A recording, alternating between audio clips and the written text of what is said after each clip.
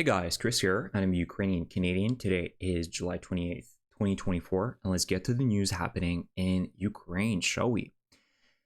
So Ukraine struck again multiple oil depots and oil refineries in Russia. So overnight in Kursk, in the area of Polyvaya, Ukraine destroyed an oil depot, and earlier this morning, an attack could be heard on a Lukoil oil refinery and a petrochemical plant in Nizhniy Novgorod. So we know that Ukraine will continue with this strategy. Every week I announce a new Ukrainian attack on my videos. So this is the strategy that will continue on happening. We can see Russia has no ability to defend these vital plants and oil depots. So this is great news because we know that with the lack of supply of fuels within Russia, there's higher gas prices, of course, and that increases inflation, making life far more difficult for the ordinary Russian.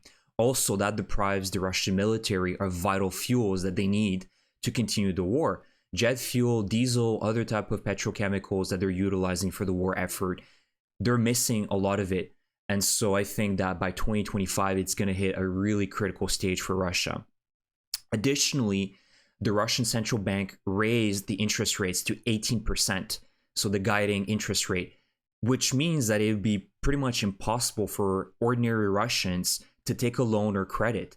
So there's a bunch of consequences as a result of this war. And we can only hope that by 2025, the Russians will start to wake up a little bit, although I have very little faith in that. But I do believe that, any nation is capable of waking up when things hit a critical stage, a critical level where your basic needs are not met. And I think that can certainly happen in 2025, albeit I won't put too much stock on it. But we certainly want the Russians to feel the effects of the war, because they've been doing the same thing in Ukraine for 2.5 years now. So they definitely deserve a taste of their own medicine here.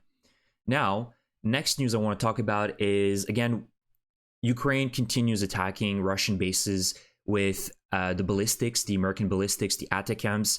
And last night, the pro-Russian Telegram channel Spy Dossier mentioned that Ukraine successfully struck a Russian training base in Luhansk.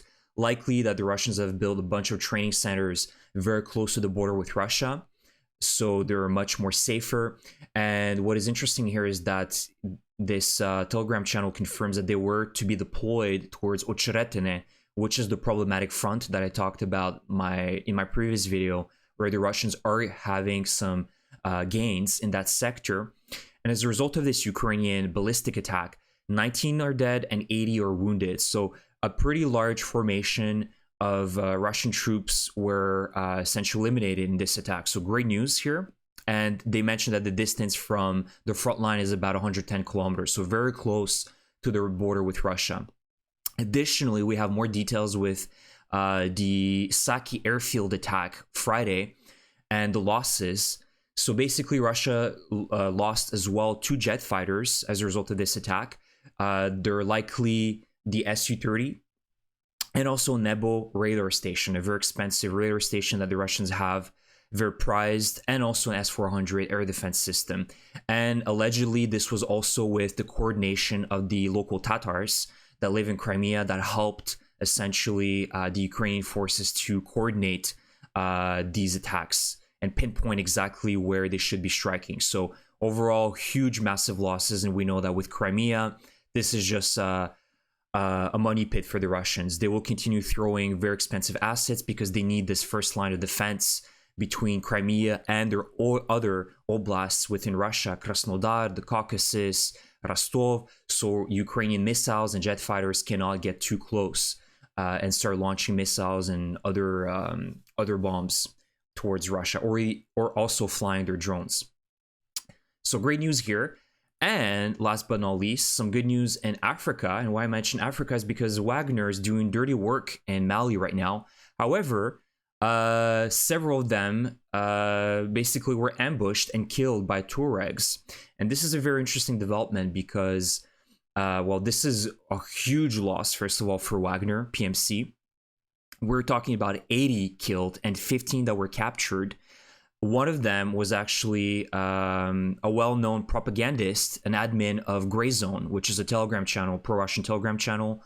Sometimes I even coded this Telegram channel. You can see that in the videos that were spread by the Touaregs of the aftermath of the ambush, there seemed to be a body that looked like this admin. So let's hope that that's the case. And we know that Russia has taken a lot of interest in having a lot of influence within Africa, especially with the French leaving Mali a few years ago. And then right after, there was a coup d'etat that was most likely also supported by Russia.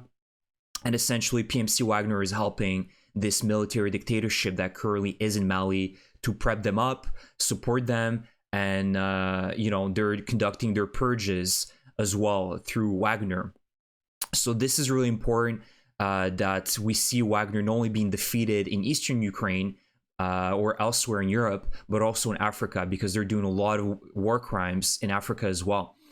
So they lost a lot of armored vehicles here. Apparently, they lost an Mi-24 helicopter as well. The Gray Zone admin died, and I believe another very famous commander that took part of the Bakhmut offensive died as well. And I'm just wondering here, and you guys can let me know in the comments section what you think, but could this have been, could France have been involved behind this ambush and given the intel to the Touaregs because of what's been happening in Paris and France the last few weeks? Of course, I've talked about it in my previous video with, several news of Russians or pro-Russians basically planning sabotage attacks in France during the Olympics. And this could be a message being sent out by the French government that, we can hurt you as well if you try to hurt us. And it could serve as a retaliation, for Russia's involvement in the coup d'etat in 2021 in Mali. So you guys can let me know what you think in the comments section. This also could be perhaps aided by Ukraine. We know that Ukraine has been fighting in Africa and aiding, locals that are fighting against Wagner forces. So this could also be Ukraine that partook in this intelligence sharing with the Touaregs. But overall, it's just good news to see dead Wagnerites.